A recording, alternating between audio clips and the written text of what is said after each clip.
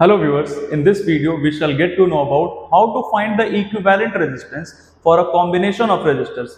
Equivalent resistance का मतलब total resistance या effective resistance या net resistance, कुछ भी इसमें से हम बोल सकते हैं, है ना। तो यहाँ पे मैंने चार एग्जांपल्स रखा है, चार डायग्राम्स रखा है, जिससे हम बहुत आसानी से समझ जाएंगे कि टोटल रेजिस्टेंस आखिर निकालते कैसे हैं। One more thing, I have to share something with you.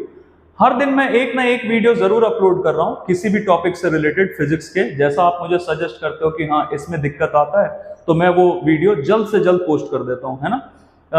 आप जो प्रेज करते हैं हमें कि सर अच्छा है, समझ में आता है ये सारी चीजें, तो please follow our channel, please subscribe our channel and let others also know about our channel कि हाँ इस चैनल पे ये सारी चीजें हो रही हैं, टॉपिक्स आसानी से समझ में आ रहा है, सो एंड सो। ये देखिए, ये चैनल स्टार्ट करने का हमारा एक ही मोटिव है कि बच्चों को फिजिक्स में बहुत ज्यादा दिक्कत आती है, तो ये बाय एनी मींस बच्चों तक पहुंचे कि हाँ इस टॉपिक को हम बहुत आसानी से कैसे समझ सकते हैं, है ना। तो आप अपने फ्रेंड से, अपने स्कूल मेट से, अपने बैचमेट से, अपने सिबलिंग्स के साथ, घर में आपके जो भाई बहन है उन सब में से किसी के साथ भी आप शेयर कर सकते हो, और उन सभी लोगों को बोलिए कि इसको सब्सक्राइब कर लीजिए, क्योंकि सब्सक्राइब करने से आपको ये जो भी नया वीडियो अपलोड होता है, you will be notified about that video also, कि हाँ ये चीज आ चुका है, हम देख सकते हैं अभी, है ना। तो आप खुद भी सब्सक्राइब करो, बाकी लोगों को भी सजेस्ट करो कि आप इसको सब्सक्राइब करिए, है ना, ताकि हम भी मोटिवेटेड होते हैं कि हाँ हमने सही काम किया है और आगे भी इस काम को हम कंटिन्यू करते हैं, है ना। Okay, thank you very much. अब यहाँ देखते हैं कि ये चार एग्जाम्पल्स है, इसमें कैसे अटेम्प्ट करना होता है। जैसे पहला वाला हम ये देख रहे हैं, यहां से हमने करंट, ये दो रेजिस्टर्स है हमारे पास, तो ये सीरीज में है या पैरेलल में, इसको डिसाइड करने का सबसे आसान तरीका है किसी भी एक तरफ से हम करंट भेजते हैं। जैसे यहां से हमने करंट भेजा तो यहां तक तो हमारा करंट जो भी हमने भेजा वो आ जाएगा, लेकिन इस पॉइंट के बाद अब ये दो अलग अलग पार्ट में डिवाइड हो जाएगा ये करंट। इसके बाद ये दो अलग अलग पार्ट में करंट डिवाइड हो जाएगा, सॉरी, ये दो अलग अलग पार्ट में डिवाइड हो जाएगा। जैसे यहां से हमें दिख रहा है I1 और I2। तो अगर करंट डिवाइड होके जाता है तो they must be in parallel. हमने लास्ट वीडियोस में डिस्कस किया है इसके बारे में, अगर आपने अभी तक नहीं देखा तो आप वो देख सकते हैं, बहुत आसानी से सब कुछ क्लियर हो जाएगा। I1 I2 दोनों में डिवाइड होके जा रहा है, मतलब ये दोनों किस में होंगे, ये दोनों पैरेलल में होंगे, है ना। तो 1/R इक्विवेलेंट इक्वल क्या आ जाएगा, 1/R इक्विवेलेंट यहां से आ जाएगा हमारे पास 1/R1 प्लस 1/R2। तो 1/R1 की जगह 1/2 प्लस 1/R2 की जगह भी 2। तो इन दोनों का समेशन किया तो 1 आ गया। But we are lucky here कि यहाँ पे 1 है, अगर हम रेसिप्रोकल नहीं भी करें तो हमारा काम बन जाएगा। मैक्सिमम बच्चे यहीं पे गलती करते हैं, ओवर एक्साइटमेंट में यहीं पे छोड़ाएंगे और गड़बड़ हो जाएगा सब कुछ। तो ये 1/R इक्विवेलेंट 1 आया है, तो इसका रेसिप्रोकल करना होगा हमें, तो R इक्विवेलेंट भी क्या आएगा, 1 ओम आएगा। ये तो बिल्कुल सिंपल सा था। ये भी कुछ वैसा ही है, यहां से फिर से हमें दिख रहा है कि करंट हम यहां से भेजेंगे, यहां तक तो आएगा करंट, और फिर इसके बाद ये करंट दो अलग अलग पार्ट में डिवाइड होके जा रहा है, मतलब ये और ये फिर से दोनों पैरेलल में, बिल्कुल यही सेम काम हम फिर से करेंगे, है ना। अब तीसरा वाला देखते हैं, इसमें क्या करना है।